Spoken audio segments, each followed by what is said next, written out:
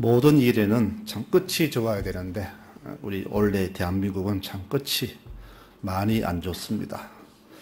끝이 좋으면은 새해를 맞이하는 우리의 마음도 참 편할 것인데 국가적으로 또는 가정적으로 개인적으로 아픈 분들이 굉장히 많고 참 힘든 일이 많아가지고 해가 바뀐다 해도 그렇게 마음이 그렇게 새롭지 않는 것을 많이 느낍니다. 오늘 우리나라가 많이 시끄럽습니다.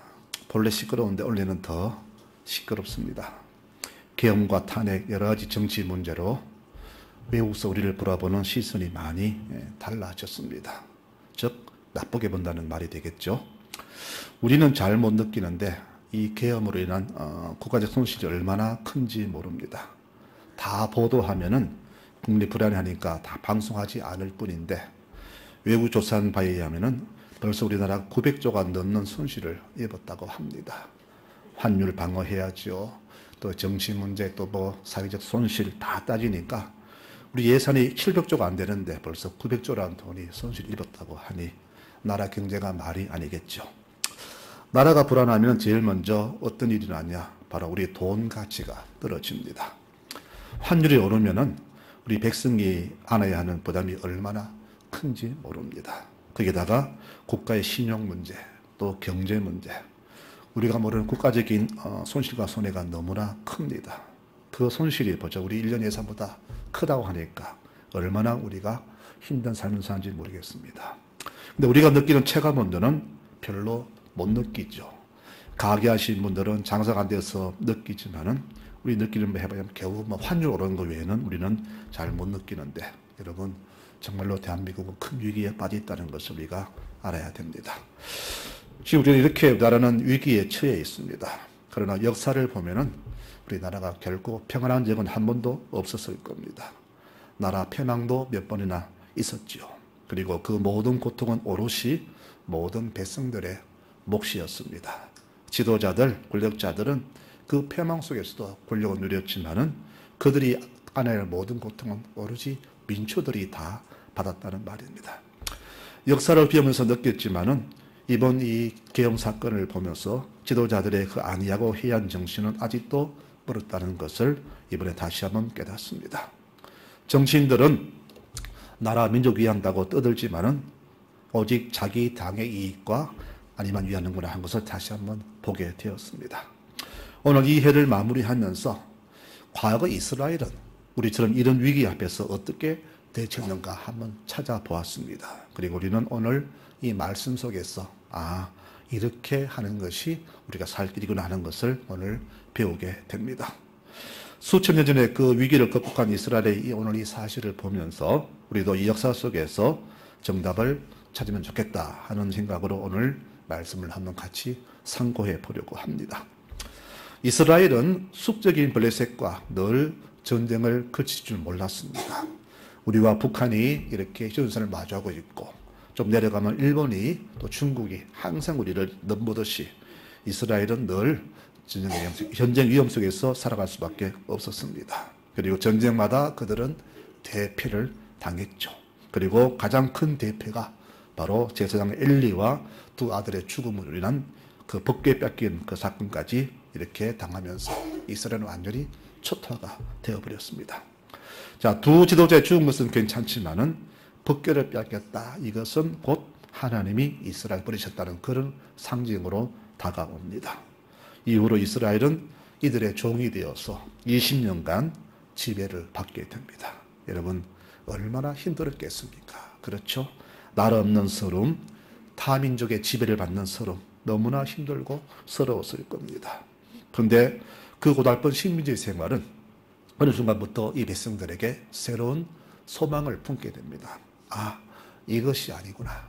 우리가 여호와를 버린 대가가 이렇게 컸구나 하면서 그들은 하나님께 서서히 회개를 하기 시작합니다. 주께서는 이 기회를 놓치지 않고 이스라엘의 새로운 지도자를 세우시죠. 그가 바로 사무엘입니다.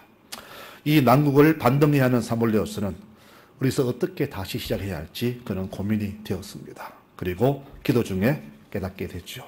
우리가 사는 길은 주께 돌아가는 후에는 아무 길이 없다는 것을 알고는 백성들에게 이 사실을 공포합니다. 3절에 말씀합니다. 하나님께 돌아가자. 이방신과 우상을 다 제거하고 마음을 다하여 하나님만 섬기자. 그러면 하나님께서 우리를 지켜주실 것이다 라고 백성들에게 새로운 소망을 선포합니다. 당시 그들이 처한 그 상황이 어쩌면 지금 우리의 상황과 그리 닮았는지 모르겠습니다. 경제적인 궁핍으로 인한 민초들의 고달픔, 거기다가 지도자들의 제일 많이 겁주고 협박하는 안보 문제가 이들을 짓누었습니다. 독립하자니 블레셋이 쳐들어오죠. 지금 우리가 똑같은 상황이라고 볼 수가 있습니다. 그들은 먹고 사는 문제와 더불어서 늘 블레셋과 전쟁 문제가 항상 이들의 발목을 잡았습니다. 북한을 마주하고 있는 지금 우리가 흡사한 상황이라고 볼 수밖에 없겠죠. 그들은 지쳐 있었고 우리 역시 해방 이후로 경제 문제, 안보 문제로 매우 고달픈 삶을 지금까지 살아왔던 것을 우리는 절대 부인하지 못할 것입니다. 어디에 희망을 둘까? 백성들은 서서히 하나님을 찾기 시작했습니다. 2절을 보니까 그래 말합니다. 이스라엘 온 족속이 여호와를 사모하니라. 이렇게 성령은 말합니다. 사무엘은 바로 이 길을 포착하고 미스바 대성회를 계획합니다. 우리가 살 길은 하나님께 돌아가는 기회는 없다. 하나님 말고 다 버리자. 하나님만 바라보자. 이렇게 선포하고는 미스바 대각성 집회를 시작합니다. 돌아가신 삼성의 이건희 회장이 한 말이 있잖아요. 자기 와이프 빼고 다 바꿔라. 그래야 삼성이 산다. 이렇게 말했듯이 이 사무엘은 우리의 살 길은 하나님 외에 다 버려야 된다. 이렇게 선포하고 주께 돌아가자 하면서 구호를 외쳤습니다. 우리 교인들의 사는 모습을 가만히 살펴보았습니다. 여러분, 제가 그냥 사는 게 아닙니다. 교우들 가만히 살펴봅니다. 어쩌면 우리 믿는 자들이요, 불신자들보다 더 바보처럼 사는지 모르겠습니다. 저는 많이 봅니다. 왜 저렇게 살까? 하나님 믿는 사람이 왜 그렇게 속이 좁을까? 왜 이렇게 이해가 좁을까? 폭이 좁고 넓지 못할까? 늘 그것을 바라봅니다. 저들은 살기 위해서 모든 걸 다 바꾸려고 하는데 우리는 전혀 그런 생각이 없습니다. 이것을 붙잡고 놓으면 죽는 줄 알고 놓지를 않습니다. 사무엘이 말합니다. 이방신과 바알과 아스라 다 버려야 된다. 우리는 이것을 못 놓고 있습니다. 놓으면 죽는 줄 알고 놓아야 하나님 역사하시는데 하나님 역사보다 이것이 더 좋아요. 안 놓고 있습니다. 그러니 내 삶이 변화가 없으니까 늘 고만고만하게 살 수밖에 없는 것입니다. 오히려 반대로 저들이 버리는 것을 우리는 오히려 주워 담고 있잖아요. 이게 우리 믿는 자들의 현 행태라는 겁니다. 내가 받아야 할 것은 고스란히 다 잃어버리고 없어도 될 것들만 그래 붙드는 모습이 현재 믿는 자들의 모습을 제가 자주 봅니다. 결과 그 손실은 고스란히 우리의 몫이잖아요. 백성들은 하나님께 목이 말랐고 미스바 광장에서 회개 기대를 시작했습니다.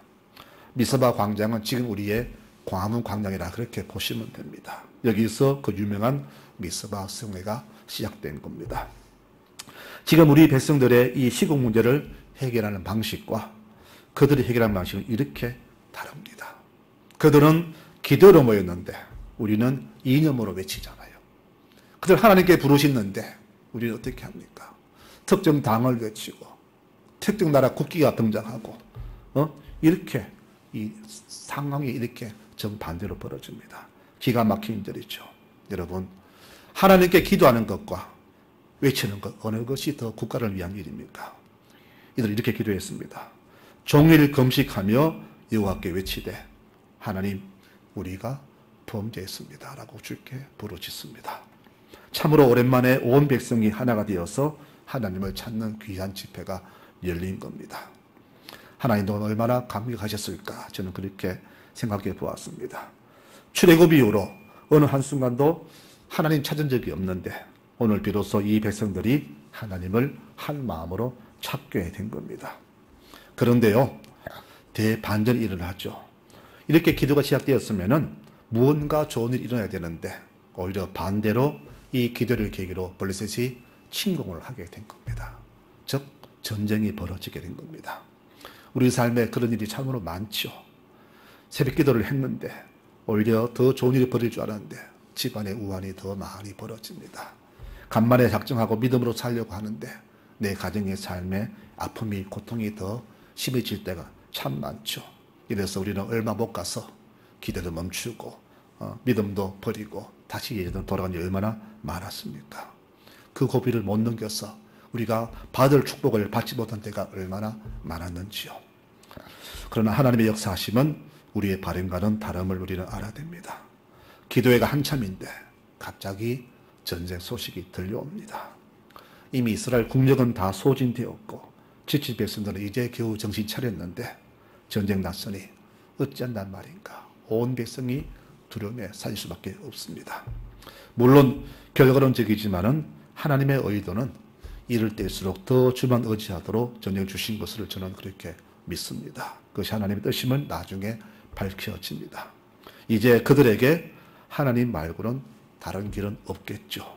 홍해 앞에서 죽게 부르짖던 모세처럼 이제 하나님 외에는 그 어떤 길도 방법도 없습니다. 이들은 더 죽게 부르짖습니다. 사무엘, 당신은 지금 우리 위하여 기도를 쉬지 말고 우리를 구원하소서. 기도를 의지하면서 그들은 하나님께 온통 매달렸습니다. 여러분, 하나님은 우리가 위기일수록 더 주를 찾기를 원하십니다. 여러분 잘 기억하시기 바랍니다. 내 삶에 위기 닥칠 때 주께 무릎 꿇어야 됩니다. 더 위기 닥쳐올 겁니다. 그것도 넘어서야 됩니다. 위기의 위기를 넘어서야만이 이 위기를 극복할 수가 있습니다. 오늘 이 미스바 기도회가 바로 그것을 보여주는 귀한 삶의 현장이 됩니다. 홍해 앞에서 그들은 기도하게 하셨고 하나님은 바다를 가르셨습니다. 이처럼 사무엘도 백성들도 이 기적을 바라면서 주께 기도했습니다. 기도 외에는 어떤 길도 방책도 없었습니다. 그러자 하나님의 역사가 일어났습니다. 10절 말씀에 이렇게 기록합니다. 그 날에 여호와께서 블레셋 사람에게 큰 우레를 바라여 어지럽게 하시니 그들이 이스라엘 앞에 패한지라. 이렇게 하나님의 역사가 나타납니다. 우리는 천둥 소리를 들을 때 그냥 자연 현상이구나 생각하지만은 그 당시에는 이 천둥 소리를 신의 진노로 받아들였습니다. 갑작스러운 천둥 소리에 이들이 당연히 겁을 먹었겠죠. 혼비백산했습니다. 혼이 빠졌습니다. 이때를 틈타서 이스라엘은 공격했고 이들을 전멸시켜 버리게 됩니다. 사무엘상 17장에는요 다윗이 처음으로 등장한 모습을 이렇게 소개하는데 첫 등장이 뭐냐? 바로 골리앗과의 싸움터에 처음으로 등장하게 되었습니다. 그런데 그 골리앗을 맞은 다윗이 한 말이 이것입니다. 여호와의 구원하심이 칼과 창에 있지 아니함을 이 무리에게 알려주겠다. 전쟁은 여호와께 속한 것인저 그가 너희를 우리 손에 넘기시리라. 이렇게 다윗이 외쳤습니다. 17살짜리 소년이 이렇게 담대하게 외칩니다. 전쟁은 하나님이 주관하신다. 이제 이 블레셋 전쟁은 주께서 감당하실 것이다. 믿음으로 주 앞에 선포하잖아요. 여러분 오늘 우리가 꼭 명심할 사실이 있습니다. 전쟁은 하나님께서 주관하시는 겁니다. 그분이 일으키시고 막으시는 겁니다. 여러분 그러므로 전쟁 위협 걱정하지 마십시오. 하나님이 전쟁 허락하시면 내가 막아도 안 됩니다. 우리가 온갖 행복이 동원해도 안 됩니다. 그러나 전쟁 나려고 하면은 아무리 해도 안 되고 막아도 안 됩니다. 그분이 하시는 겁니다. 그러므로 모든 것은 하나님의 손에 달려있단 말입니다. 우리는 어떻게 될까요? 그분의 선하심의 모든 것을 맡기는 수밖에는 다른 방법이 없잖아요. 오늘 이 전쟁에서 이스라엘은 대성을 거두었고 이후로 사무엘이 죽는 날까지 다시는 그들이 이스라엘을 쳐들어오지 못했다고 성경은 그렇게 기록합니다. 여러분 여호와의 손이 사무엘이 사는 날 동안에 블레셋 사람을 막으심에 이렇게 기록하면서 오늘 이 전쟁이 얼마나 큰 대승이었는가를 우리에게 말해줍니다. 이 모든 것 기도의 힘이었습니다. 여러분 신앙에 나태하고 기도를 쉴 때에는 고난을 맞았지만은 온 백성이 마음을 합하여 기도할 때 하나님께서는 모든 기도와 모든 위기와 곤란을 극복하게 하셨다는 사실을 오늘 말씀 속에서 우리는 발견하게 됩니다. 성경은 말합니다. 내가 산을 향하여 눈을 뜨겠다. 산은 곧바로 높이 계신 하나님을 의미합니다. 나의 도움이 어디서 올고 나의 도움은 천지주신 여호와에게서 온다라고 시편 120편 기자는 그렇게 노래합니다. 여러분 우리 인생의 모든 도움은 오직 하나님에게서만 나옵니다. 이 사실을 우리는 깊게 명심해야 합니다. 이 사실을 깨달은 사람만이 인생의 위기 앞에서 하나님을 찾게 되어 있습니다. 이제 이 전쟁에 승리한 이스라엘은 이 승리가 우리 힘이 아닌 하나님의 은혜임을 깨닫고 이것을 후대에 잊지 말도록 한 전적비를 세웠는데 그 돌에 이런 글을 적습니다. 하나님이 여기까지 도우셨다. 즉 히브리 말로 에베네셀 이런 뜻으로 그 돌에 이 비석을 새겼습니다. 여러분 오늘 이 에베네셀 이것이 오늘 말씀의 주제가 됩니다. 성도 여러분, 우리가 살아온 모든 지난 날들 사실은 다 전쟁이었잖아요. 어떤 집은 전쟁 중에 크고 작은 전투를 지금도 치르고 있습니다. 각자의 삶에 크고 작은 전투가 끊이지 않았습니다. 지금도 전투는 벌어지고 있고 이 문을 나서면 또 전투는 계속해서 지속될 것이고 우리 삶이 끝나는 순간까지 우리 삶에는 이 전투가 끊이지 않을 것입니다. 이거 해결하면 저 문제 터지고 자식 문제 해결하면 또 다른 문제로 온 가정이 얼마나 아픈 적이 많았나요? 게다가 가정의 경제 문제, 건강 문제 돌아보니까 지금까지 살아온 모든 것이 그야말로 하나님의 은혜가 아니었습니까? 우리가 살아온 모든 것이 하나님의 은혜였습니다. 이 시간까지 주께서 우리의 삶을 도우셨기 때문에 내가 이렇게 살아 숨쉬며 주께 예배자로 쓰게 된 것이 아님을 누가 과연 부정하겠습니까? 지금 우리나라 상황이 바로 이때 이스라엘 상황과 흡사합니다. 그럼 우리는 어떻게 이 난국을 해결해야 할까요? 답은 벌써 나와 있지 않습니까? 여러분, 하나님만 찾는 겁니다. 이것이 유일한 해결책입니다. 호세아 선지자는 외쳤습니다. 여호와께 돌아가자. 모든 종들이 외쳤습니다. 여호와께 돌아가는 것이 우리가 살 길이라고 그들 한결같이 똑같은 목소리로 외쳤습니다. 주께 돌아가야 됩니다. 옛날 야곱이 세겜성 남자들을 다 돌이켰습니다. 이때 이 가문은 주민들로부터 멸문지화를 당할 그런 위험에 처해 있잖아요. 주님께서는 그때 살 길을 제시하십니다. 베델로 올라가라. 하나님 집으로 가라. 거기서 네가 나를 처음 만났을 때 했던 서원을 지키라. 제단을 쌓아라. 살 길을 알려주셨습니다. 그런데 그 길로 가기 위해서 너무나 위험한 길입니다. 그때 야곱의 온 가족들은 모든 것을 다 버렸습니다. 하나님 외에는 그 어떤 좋은 것도 다 땅에 묻어버리고 주만 찾았습니다. 하나님 있게 만드는 모든 것들은 다 버리고 그들은 하나님의 집 베델로 그들은 올라갔습니다. 주님께서는 이들의 지키기 위해서 주변 민족들에게 큰 두려움 주셨고 이들은 아무도 가문 손대지 못하도록 지켜주셨습니다. 그리고 그들은 베델에 가서 하나님께 예배를 드렸습니다. 성도 여러분, 서두에 우리나라가 얼마나 힘들다고 제가 말씀을 드렸습니다. 지금 내게 별로 체감 없다고 안 느낀다고 안심하고 계시는 분이 계십니까? 내 집은 먹고 살기 평안하고 살만하니까 자녀들에게 뭐 줄 재산도 많고 괜찮으니까 괜찮다 이런 생각하십니까? 참으로 무지한 생각입니다. 여러분, 이웃이 무너지면 나도 무너지고 내가 무너지면 이웃도 무너집니다.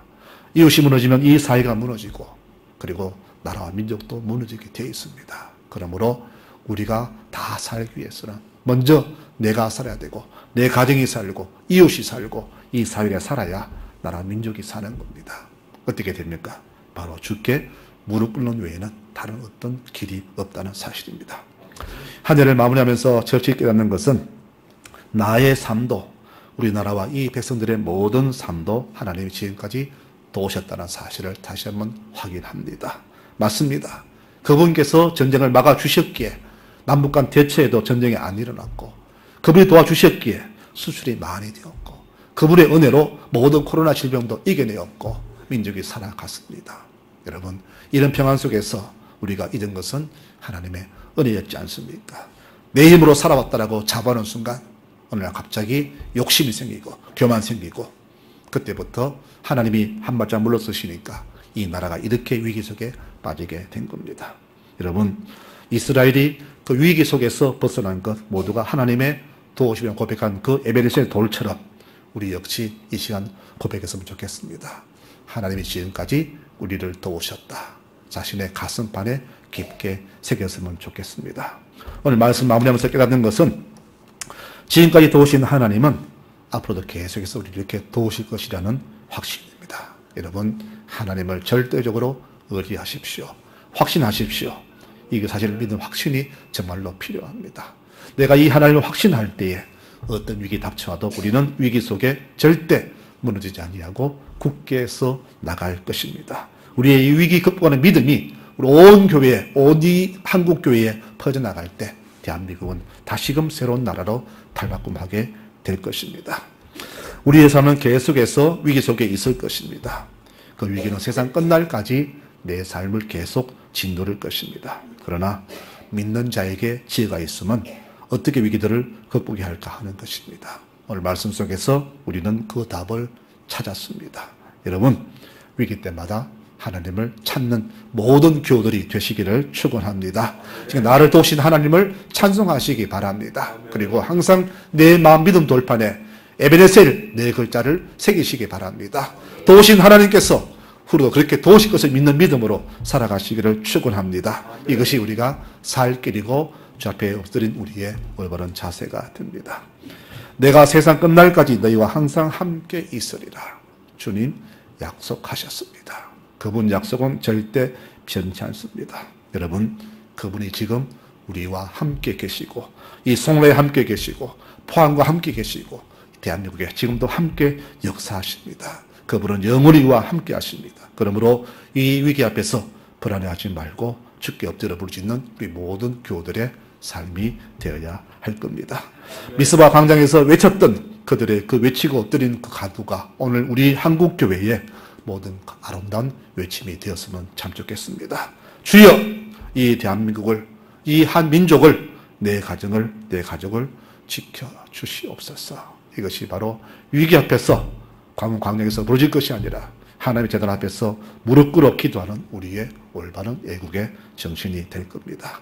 9절 말씀을 읽고 말씀을 마치겠습니다.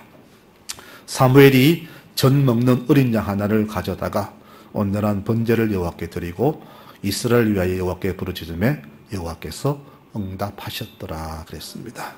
하나님은 우리 기도에 반드시 응답하시는 분이심을 잊지 마시기 바랍니다. 확신하시기를 바랍니다. 우리는 오직 마음과 뜻과 힘을 다하여 하나님만 절대적으로 신뢰하고 그분만 섬기면 됩니다. 이런 믿음이 바로 우리 삶에 다시금 회복될 때 우리의 삶과 대한민국은 다시금 온전한 나라로 회복될 것입니다. 여러분, 우리 대한민국 가장 위대한 애국자는 우리 믿는 자들입니다. 가장 위대한 애국의 행위는 믿는 자들의 기도뿐입니다. 여러분, 이 위기 앞에서 이 대한민국 국민으로서 다시 한번 애국자로 서시는 송나절개 모든 교우들이 되었으면 참 좋겠습니다. 새해도 이런 믿음이 넘치는 우리 모든 교우들의 가정이 되시기를 축원합니다. 아멘.